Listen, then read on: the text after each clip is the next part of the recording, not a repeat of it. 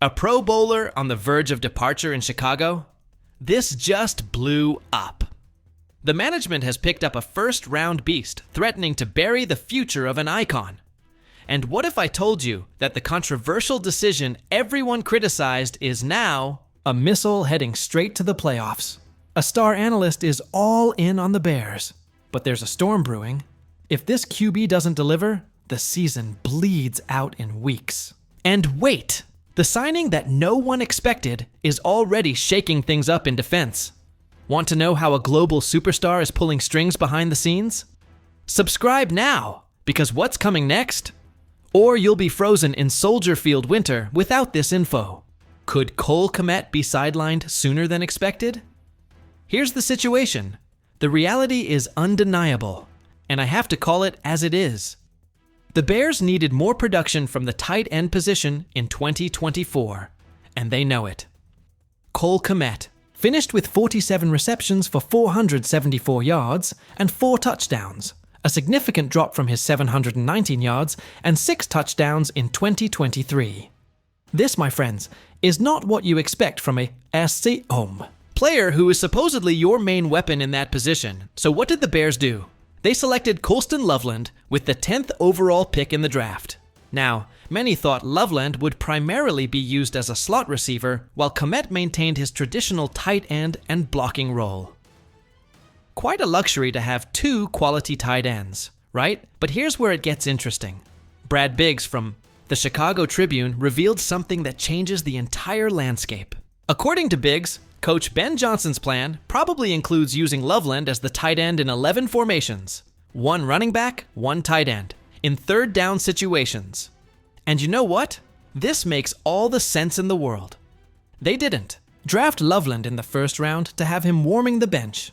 They picked him because they believe he has the talent to make a difference in third down passing situations. This confidence could mean that Kmet's days in Chicago are quickly coming to an end. Is it fair to Kmet? I don't think fairness matters. What matters is winning games. And if Loveland can give more to the team in key situations, then he has every right to that spot. Of course, it will all depend on how quickly Loveland can adapt to the offense. As Biggs pointed out, the tight end position is possibly the second toughest for rookies after quarterback. There's a lot to digest, many responsibilities in both the aerial and ground game. We must remember that Loveland won't physically participate. In practices with Caleb Williams and the rest of the offense during the OTAs due to his shoulder injury, his mental reps will be crucial this spring. He has to learn his responsibilities in the offense before being thrown into the fray during training camp. I ask you, is Cole Kmet living on borrowed time in Chicago? I think the answer is obvious. Numbers don't lie, and the investment in Loveland speaks for itself. This could be Kmet's last year with the Bears, and he'll need to show a lot to change that narrative. The bomb exploded in Pittsburgh. George Pickkins has been traded to the Dallas Cowboys for a third-round selection and a swap of picks. And this, my friends, confirms what some of us already knew. Ryan Poles made the right decision in the 2022 draft. Let's take a step back. Entering the 2022 draft, Bears fans were justifiably worried about their receiver group. The only notable receiver was Darnell Mooney. However, without a first-round selection, the new general manager Ryan Poles had limited means to address that concern. Poles made the controversial decision to pick 2 defensive players with both second-round picks and passed up on highly valued Georgia receiver George Pickkins, who was later selected by the Pittsburgh Steelers in the round. The talent was obvious, but Pickkins was coming off a major injury and had serious maturity concerns. And what did the Bears do with those 2 picks? Kyler Gordon, Poles' first pick, is undeniably a hit and recently signed an extension to become the highest paid nickelback in NFL history. The jury is still out on Jaquan Brisker, selected after Gordon, but only due to injury concerns. When he's on the field, Brisker is a huge contributor. Meanwhile, Pickkins has just been traded to the Cowboys for what we might call scraps. No matter how talented a player is, anytime they are traded before their rookie contract finishes, that's a failure by the team that selected them. I ask you, what does this say about Pickkins? I tell you, it says everything we need to know. During his time in Pittsburgh, he has been well documented having sideline outbursts, or even while still on the field, if he doesn't get the ball when he thinks he should. Keep in mind that this is how he behaves in one of the most stable and successful franchises of all time, coached by a future Hall of Famer who has never supervised a losing season. Imagine how bad Pickkins' attitude would have been in Chicago when the Bears finished 3-14 in 2022, or during that 14-game losing streak that spanned between 2022 and 2023. The Steelers don't usually trade away good receivers who contribute to winning. We'll have to wait and see how this turns out for Dallas.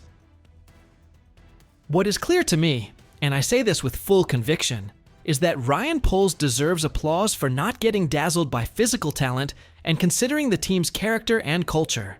This is a lesson for everyone who criticized his draft strategy. Sometimes, the best pick is the one you don't make. Hold on to your seats because this is big. Chris Cowherd from Fox Sports has made a bold prediction. The Chicago Bears will make the playoffs in 2025. The Bears haven't qualified for the playoffs since 2020. They haven't won a postseason game since 2010. But with Coach Ben Johnson and quarterback Caleb Williams on board, the Bears hope their playoff fortunes soon change. Ultimately, Chicago will have to prove itself on the field. They've been one of the most hyped-up franchises throughout the preseason due to their signings. However, they just dismantled the franchise after going 5-12. Goodwill will only get you so far. Winning will show that the Bears are legitimate. Still, it's hard to ignore the buzz lingering over the Windy City right now. Chris Cowherd of Fox Sports sees the Bears overcoming their obstacles and breaking into the playoffs in 2025. Though the Detroit Lions still take the division, Cowherd believes the Bears have done enough to surpass the Green Bay Packers and the Minnesota Vikings. Now I ask you, is this realistic or just another case of inflated expectations in Chicago? I think there are reasons for optimism, but we need to keep our feet on the ground. To put it simply, there needs to be massive growth on both sides of the ball. Going from the 10th overall pick to playoff contenders was always going to be a tall order, even with Johnson at the helm. The coach will provide a massive boost offensively. Chicago was terrible in 2024, ranking dead last in total, offense averaging only 284.6 yards per game. Johnson's former team, the Detroit Lions, on the other hand, ranked second, averaging 409.5 yards per game. It will take time for the Bears to truly take offensive shape, but if they adapt as Johnson and the franchise, hope Chicago's offense will improve greatly from the 2024 edition for the foreseeable future. When Johnson formed his staff, he wanted a mix of veterans and new voices. One of those veterans is defensive coordinator Dennis Allen. The seasoned coach is one of the most respected defensive minds in the NFL.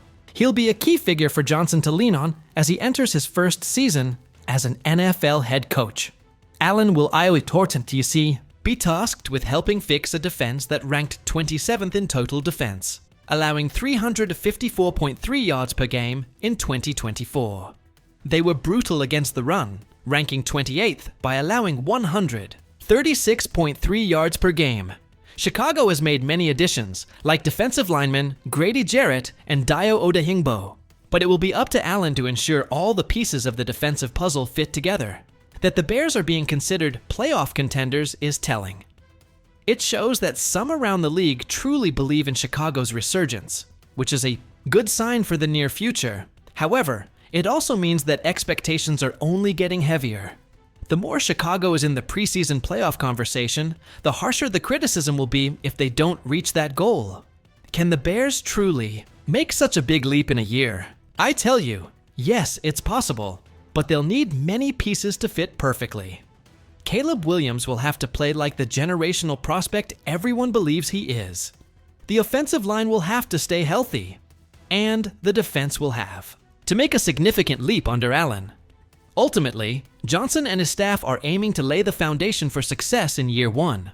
With the Bears going through so many tough seasons, they at least want to show the light at the end of the tunnel. However, fans won't accept another losing season.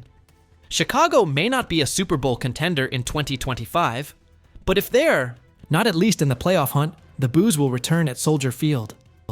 In lighter but no less important news, the great gymnast Simone Biles and Chicago Bears safety Jonathan Owens celebrated their second wedding anniversary this Wednesday, just a day after walking the red carpet at the 2025 Met Gala Biles.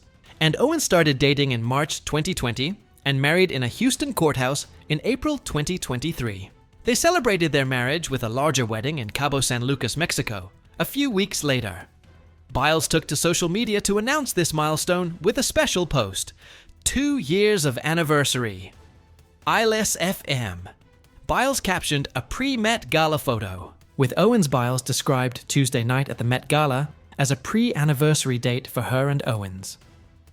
"Oh my God, I'm so excited," Biles said in a recent interview. "Obviously, there's no training needed for the Met, so I'm happy about that. It's really just attending the fitting, seeing what you're going to wear, and then go from there. It will be custom, a custom dress. I'm going back and forth between two right now. Both looks custom for me, so I'm excited. It's a date night. It will be the day before our wedding. Second wedding anniversary as well," Biles continued.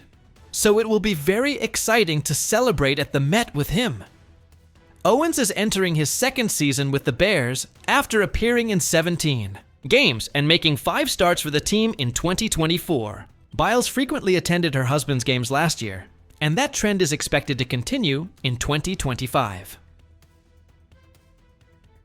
I ask you, can this off-field stability help Owens have a greater impact for the Bears in 2025? I firmly believe it can. The support of such a successful and balanced partner as Biles can give Owens the mental stability needed to take the next step in his career.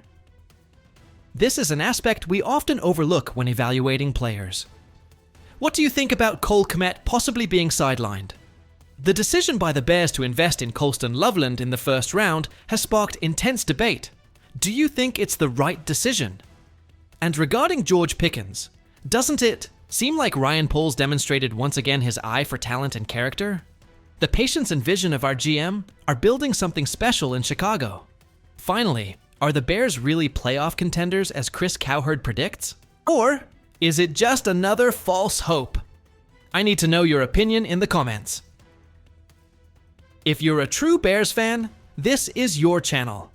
Here we thoroughly analyze every piece of news, every decision, and every play that affects our beloved team. Subscribe now, activate the notification bell, and become part of this growing Bear family. Your support is what makes it possible for us to keep bringing you the best content about the Chicago Bears. See you in the next video.